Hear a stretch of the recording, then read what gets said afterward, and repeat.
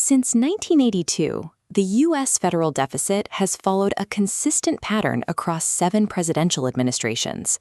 To see this trend, we have to look at the net change during presidency, a metric that tracks the deficit's movement from a president's first budget to their last.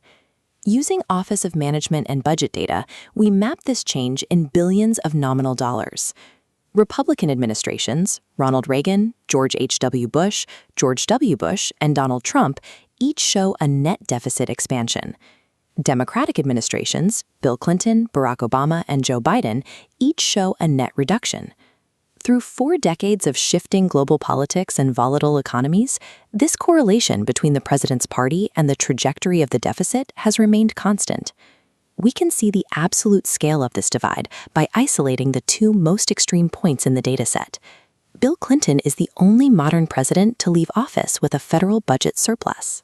Taking office with a $255 billion deficit, Clinton pushed the numbers upward, generating a net improvement of $383 billion to exit with a final $128 billion surplus.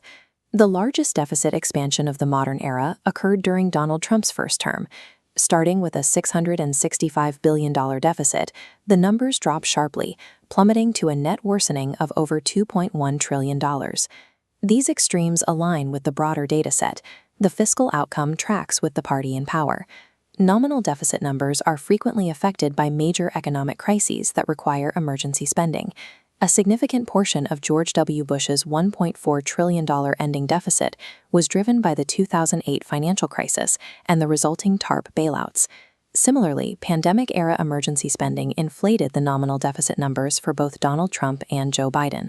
Accurately measuring these records requires accounting for the federal fiscal year, running October 1st to September 30th. Presidents take office in January, operating under the previous administration's budget for 9 months.